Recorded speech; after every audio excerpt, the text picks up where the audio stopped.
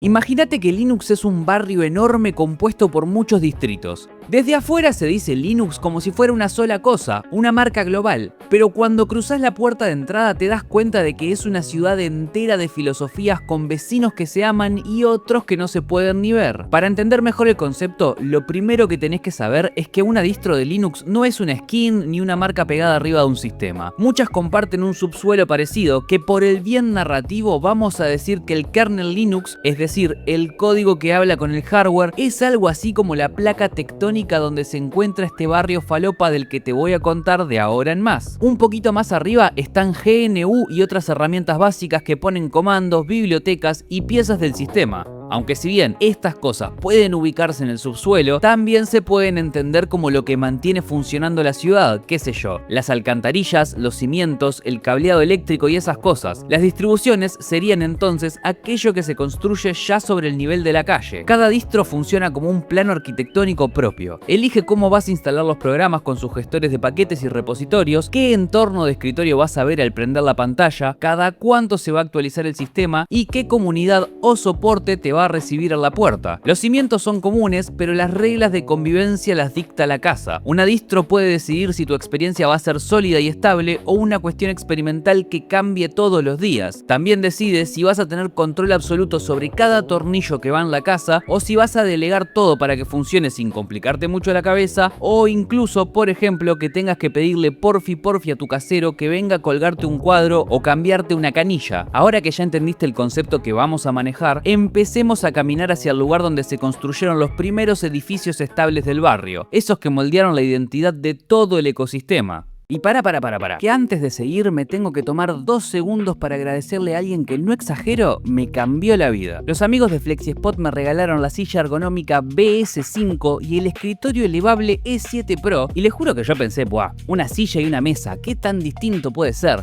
Bastante, porque ustedes no tienen ni idea, pero para sacar un video por semana yo me siento mínimo 30 horas frente a la computadora, y a eso le sumamos laburo, edición, guión, miniaturas e incluso algún que otro hobby. Ponele que son 50 horas semanales en posición de camarón. Hasta ahora estaba usando una silla que, si bien la quería mucho, no era la mejor, y una mesa que claramente no fue diseñada por alguien que quisiese verme vivir muchos años. Pero FlexiSpot apareció y dijo, che, ¿y si ayudamos a este señor a que editar no sea una experiencia traumática? Primero la BS5, mirá esto. El soporte lumbar me queda justo donde tiene que quedar, se reclina y la puedo trabar en el punto exacto. Los apoyabrazos se ajustan y es una silla que no te obliga a negociar con tu columna cada 20 minutos. Ahora mira esto, hermano, es la estrella del asunto, el escritorio E7 Pro. Mira lo que es esta belleza. Tiene patas en forma de C, aguanta hasta 180 kilos, así que monitores, computadoras, periféricos y amigos imaginarios entran sobradísimos, y encima tiene un sistema para ordenar cables que en mi caso es una necesidad primaria. Se le pueden guardar hasta 4 posiciones y no saben lo extrañamente bien que se siente usar la compu parado. ¿Se las voy a hacer sencilla? Honestamente lo recomiendo. En el link que tienen en la descripción van a poder encontrar precios increíbles para esto y muchísimo más. Les dejo el link acá abajo, no se olviden de chequearlo, y desde acá un abrazo enorme a los amigos de FlexiSpot por bancar el canal y por hacer que trabajar deje de sentirse como una penitencia lumbar. Ahora sí, sigamos con el video. El casco histórico es la zona donde se instalaron las primeras familias fuertes del barrio, las que llegaron temprano a ocupar el terreno y armaron códigos sociales que fueron dibujando la convivencia. Debian es una de esas familias enormes. Llegó en 1993 y en lugar de construir una casa pensada para impresionar al resto, construyó una residencia comunitaria con reglas internas, repositorios gigantes, ramas estables, ramas de prueba, gente que mantiene las cosas, discusiones sobre licencias y un montón de quilombos más. Debian es uno de esos edificios antiguos con paredes lo suficientemente gruesas como para bancar que mucha gente viva arriba de sus cimientos. Qué sé yo, Ubuntu, Raspberry Pi, Kali, MX y un montón más de los que te voy a hablar más adelante existen porque los primos Debian se fueron mudando a otros barrios, llevándose consigo el linaje familiar de materiales, herramientas y costumbres. Slackware, también de 1993, es otra cosa distinta. Es el vecino viejo que nunca reformó demasiado la casa y va a la feria los domingos. Es austero, directo, fiel a la traducción de Unix y con pocas ganas de recibir a los recién llegados. Como mucho, te puede dejar quedarte un par de noches en un colchón en el suelo y no te va a explicar dónde están las cosas. Asume que ya sabes que el jabón va en el baño y por mandato filosófico de Unix no está dispuesto a que le rompas mucho las pelotas.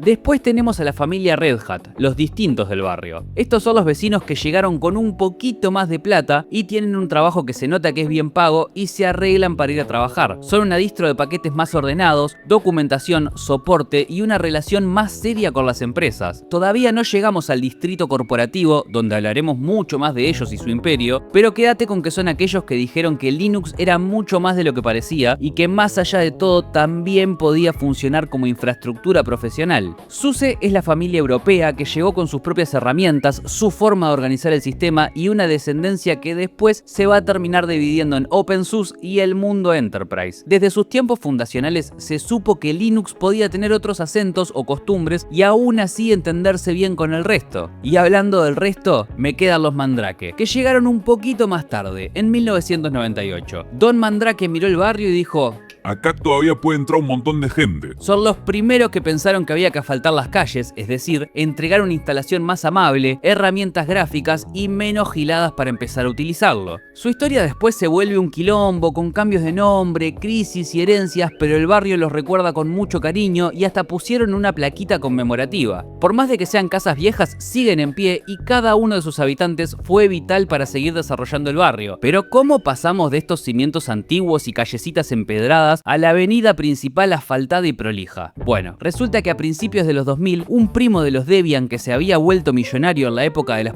.com, miró el barrio y tuvo una idea parecida a la de Don Mandrake, pero como tenía plata, este pibe agarró las herramientas de los tíos Debian, armó su propia constructora y se mandó a edificar la zona comercial. Esta es la zona más iluminada y, para qué mentirte, la zona más gentrificada. Es el distrito diseñado específicamente para recibir a los extranjeros que vienen escapando de los terrenos cerrados de Windows o macOS. Está pensada para recibir vecinos o turistas que llegan medio asustados buscando una mudanza sin traumas y un Starbucks o algo conocido. Esta gentrificación, por un lado, hace que sea una pavada entrar al barrio, pero por el otro, obliga a adaptar la cultura local a las exigencias de un público que no quiere renegar y a veces no entiende muy bien el clima social de Linux. El complejo residencial que inauguró esta zona en 2004 fue Ubuntu. Su constructor le plantó un cartel gigante en la puerta que decía Linux para seres humanos. Ubuntu cambió la forma de relacionarse con el barrio, porque te ofrecía un instalador que entendía cualquier persona, un entorno gráfico donde las cosas no se rompían al cambiar un fondo de pantalla, un montón de documentación y la promesa de que al menos 2 veces al año la constructora iba a pasar a pintarte el living y actualizarte los caños sin cobrarte un peso. Durante años, si alguien del exterior preguntaba a dónde podía ir en Linux, la respuesta por defecto era Ubuntu. Pero como en cualquier barrio emergente y vibrante, por no decir gentrificado, alrededor de este monstruo residencial empezaron a aparecer locales y casas que se abrieron camino con su propia identidad. Ahí nomás tenés la casa de Linux Mint.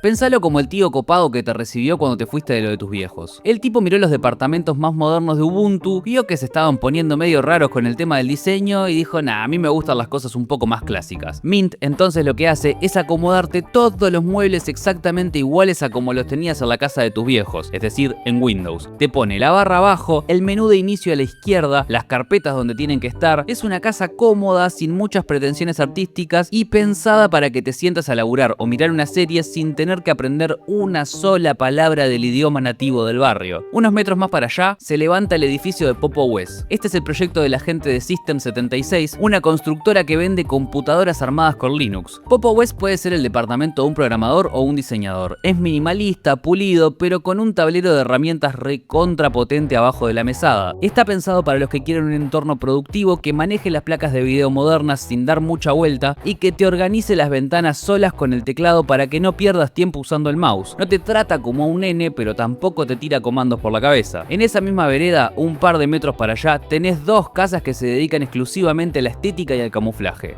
Por un lado está Zorin OS, que es directamente un departamento vidriado que simula la distribución de Windows de una manera tan perfecta que capaz ni te das cuenta de que estás en territorio Linux. Y por el otro está Elementary OS, que es una casa hiper cuidada, obsesionada con el diseño, las tipografías y la transparencia. Aunque si mirás con atención te das cuenta de de que son paredes revestidas con yeso, pensadas para los que les gusta Apple pero quieren vivir con las libertades del barrio de Linux. Y la manzana de Ubuntu es tan grande que en la planta baja tiene un montón de locales comerciales que comparten el mismo agua y la misma luz, pero atienden necesidades distintas según el vecino que pase. Tenés a Kubuntu, que te decora el local con la potencia visual de KDE para que cambies de lugar hasta el último píxel de la pantalla, a Xubuntu o Chubuntu, no sé muy bien, atendido por un viejo sobrio que usa los muebles livianos de XFCE para que el sistema vuele aunque tu computadora sea una cafetera, al Ubuntu, que directamente te arma un monoambiente austero para máquinas que están más cerca de la jubilación que de la fábrica, y a Ubuntu Studio, que es un taller enorme equipado con consolas de sonido, editores de video y herramientas de diseño para los que van al barrio únicamente a producir arte. En una esquina de esta misma manzana vas a ver un local chiquitito. Ese es Raspberry Pi OS. Una casa que parece diminuta, pero ni bien entras te das cuenta de que todo se puede ampliar, mover, cambiar y modular de maneras que no tienen sentido físicamente. Y toda esta zona comercial suele ser una estación de paso. Muchísima gente que entra al barrio por la comodidad de estos departamentos gentrificados se termina enamorando de la lógica de la ciudad y a los pocos meses junta las cosas, cruza la avenida y se muda a otros distritos. Por ejemplo, si caminamos un par de calles más hacia el norte, vamos a terminar llegando al distrito DIY, mejor conocido como la zona anarquista o la zona punky. Acá las cosas no son fáciles. La regla de oro es que si tenés una necesidad, una máquina rara o una paranoia justificada, venís al taller, agarrás lo que precises y armate la casa vos mismo. El taller central de esta zona es Arch Linux. Estos pibes que llegaron por allá por el 2002 son medio pesados, pero tienen los escritorios más lindos de todo el mundo y la idea es que puedas hacerlo todo a medida. Es por eso que no te esconden los caños ni te ponen un casero buena onda. En cambio, te tiran los ladrillos, los cables y el manual sobre la mesa para que entiendas cómo se levanta un sistema desde los cimientos y te manejes vos solito. Tienen la biblioteca barrial más impresionante de todas, la famosa Arch Wiki, donde los vecinos de todas las zonas del barrio van cuando se les rompe algo. Arch vive bajo la lógica del rolling release, que es básicamente vivir al día. No hay grandes remodelaciones cada 6 meses, sino que las piezas de tu casa se actualizan todos los santos días. Es una cosa preciosa, pero que exige que estés atento al mantenimiento. Al lado de ese taller gigante orbitan otros vecinos con distintas intenciones. Tenés a Endeavour OS, que es un pibe que te recibe en la vereda de Arch y te ayuda a armar las paredes más rápido para que no te frustres al principio. Después está Manjaro, que quiso agarrar la velocidad de Arch y armar departamentos para las masas, pero viven teniendo quilombos internos o de consorcio. Y después tenés a los loquitos del rendimiento como Garuda Linux o Cache OS, que son los vecinos obsesionados con ponerle luces de neón a la casa y exprimirle cada fotograma posible a los jueguitos. También están los rebeldes dentro de los rebeldes como Artix o Boy Linux, que son punks de pura cepa que un día se recalentaron con el administrador central de los edificios modernos, un tal System MD, y le dijeron: en mi casa la luz y el agua la manejo yo, vos tomatelas. Pero el distrito anarquista es inmenso y tiene rincones para todo. En una cuadra tenés los galpones de reciclaje de Papi Linux, Antix o TinyCore, que ojo, esto no es un basural, es una cultura de rescate espectacular. Son vecinos que arman casas totalmente funcionales con materiales mínimos para poder devolverle la vida a una notebook de hace 20 años. Son gente que se niega a tirar un fierro que todavía puede computar datos. Si caminas un poco más, te vas a cruzar con los callados del barrio, Kali Linux y Parrot OS. A pesar de la mala fama, son pibes buenos. Mucha gente confunde su capacidad de hacer cosas malas, pero no entienden que con buena motivación son capaces de hacer cosas buenísimas y mantener a todo el barrio mucho más seguro. Y si de seguridad hablamos, al fondo por allá en el callejón sin salida vive Tails. Tails es un vecino ultra paranoico que no te muestra la cara. A las reuniones vecinales te manda un PNG de una mona china y te jura que quizás algún día haga un face reveal si el barrio llega a los 100.000 habitantes. Su convivencia con la casa es temporal. Antes de salir la prende fuego y antes de entrar la vuelve a armar en el mismo lugar. Ah, y casi me olvido de la zona del ocio, porque en este distrito vas a encontrar a gente como Libre, Elec y Batocera que agarran cualquier máquina de mierda y te arman un centro multimedia o una sala de emulación. Pero estos viven perseguidos por las corporaciones y hasta tienen delirios de dealer, no como el buen tipo de SteamOS, que es el caso de éxito más bestial del barrio. Valve armó un boliche gigantesco, la Steam Deck, donde millones de personas entran a jugar jueguitos usando Linux sin darse cuenta en ningún momento de que están respirando el aire de este barrio. Todo muy lindo, muy punk y muy autogestionado, pero si caminas un poquito más, toda esta fantasía se termina de golpe. Porque si avanzás unos metros más, empezás a ver gente con credenciales colgando del cuello, servidores en racks hiper refrigerados y contratos millonarios. En el distrito corporativo nadie quiere hacer su propia casa con madera reciclada. Acá la gente paga muchísima platita para que el edificio no se caiga un martes martes a las 4 de la mañana porque a alguien se le ocurrió actualizar un paquete. ¿Te acordás de los Red Hat del casco histórico? Esos vecinos que ya parecía que tenían mucha guita. Bueno, se armaron la torre de cristal más grande de la avenida, el Red Hat Enterprise Linux o RHEL para los amigos, y a esta gente no le importa tener la última bacha, el sillón más lindo ni nada de eso. Lo que te venden es estabilidad paranoica, certificaciones y contratos donde te aseguran que te van a mantener los caños funcionando durante más de 10 años. Al ladito de la torre tienen a Fedora, que es un laboratorio de primera línea donde los Red Hat meten tecnologías nuevas, ven si funcionan bien y si sale todo bien, recién ahí los suben a los pisos de arriba. Que permiso, si sos de LATAM y tuviste un juguete como estos, déjame decirte que usaste Fedora antes de saber lo que era Linux. Pero este distrito corporativo tuvo flor de quilombo en 2020 con un edificio llamado CentOS. Durante años, Red Hat dejaba que un montón de administradores de sistema alquilaran gratis los planos exactos de su torre a través de CentOS. Era el puente perfecto entre la comunidad y la empresa. Un día, los trajeados bajaron y dijeron: muchachos, a partir de ahora CentOS cambia de sentido y ya no es igual a RHEL. Ahora es un experimento que va un pasito antes. Miles de vecinos quedaron pedaleando en el aire y como el barrio de Linux no se queda con los brazos cruzados, al toque aparecieron Rocky Linux y Alma Linux, que son dos torres levantadas en 2021 por los mismos vecinos que recalientes dijeron: vamos a volver a construir el edificio gratuito que ustedes nos cerraron. Enfrente de ese quilombo tenés la torre gigante de Oracle Linux, que básicamente copió los planos de RHEL, pero le puso el logo de Oracle en la puerta, atrayendo a clientes con la billetera bien pero bien gorda. Y les va muy bien, pero le caen mal a la mitad del barrio. Y si cruzás la calle, están los alemanes de SUSE Enterprise, otra tradición corporativa pesadísima, que todavía llaman a sus padres de OpenSUSE en el casco histórico. Tienen OpenSUSE Leap, que es un edificio corporativo tranquilo, y OpenSUSE Tumbleweed, que agarró la locura de actualizar todo el tiempo del rolling release, pero le metió algunos semáforos y controles de calidad automático para que no se te prenda fuego todo. Tanta plata e infraestructura te hace pensar que acá nada falla. Pero,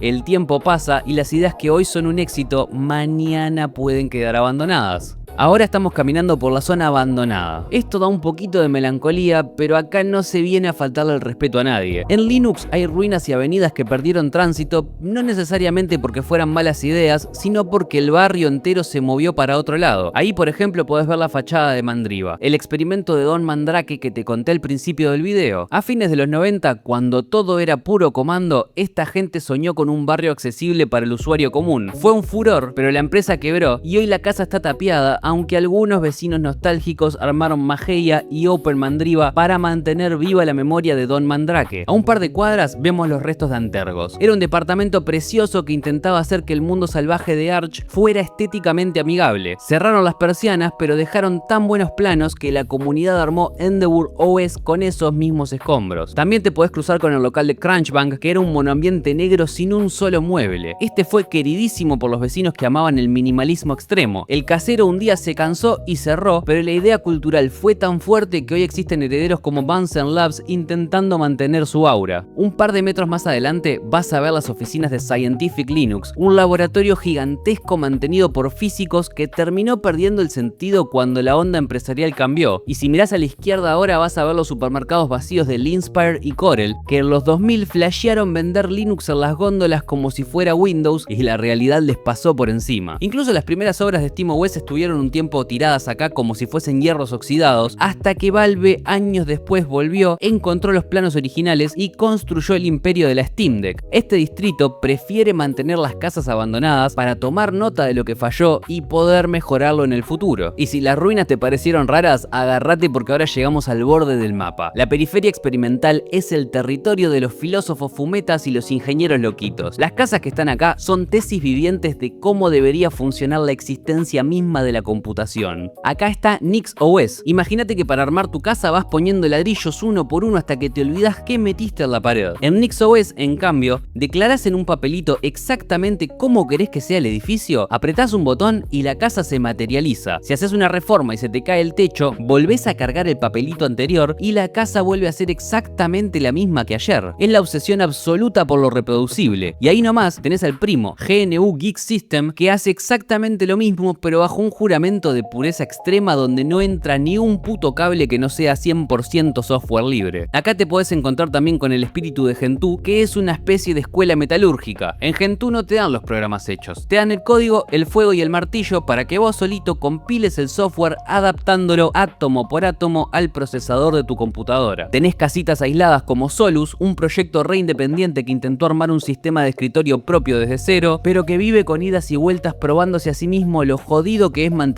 una casa en este barrio sin depender de la casta de la zona comercial o el casco histórico. Y el remate de la locura es Bedrock Linux. Este vecino es un pibe que entendió que en el barrio la idea no era reutilizar el contenido de otros y robarlo, sino samplearlo. Es decir, agarrar una ventana de la casa de Arch, la cañería de los tíos Debian, una puerta cualquiera de Fedora, resignificarlo todo, mezclarlo y hacer un rancho híbrido espectacular viviendo en varios distritos al mismo tiempo. Visto desde adentro, este barrio está fragmentado hasta el culo. Confunde, divide, duplica el laburo y hace que una boludez se vuelva complicadísima si no sabes lo que estás haciendo. Pero esa misma fragmentación esquizofrénica es su forma de existir. La misma libertad que deja que los trajeados de Red Hat hagan millones de dólares es la que permite al loquito de Tails desaparecer en las sombras, o la que le permite a Arch tener la casa con la terminal más linda del barrio, o a Ubuntu, por ejemplo, poder armar el comité de bienvenida. Quizás Linux nunca conquistó las computadoras de las tías y las abuelas como soñaban algunos, pero se metió en casi todas las computadoras del planeta. Están los servidores que te dejan ver estos videos, en los contenedores de internet, en los routers, en las consolas portátiles y en las máquinas de esa gente que un día simplemente se pudrió de que le dijeran cómo usar su propia computadora. Desde afuera Linux parece un simple nombre o una marca. Desde adentro es una ciudad enorme donde cada distribución eligió una forma distinta de vivir.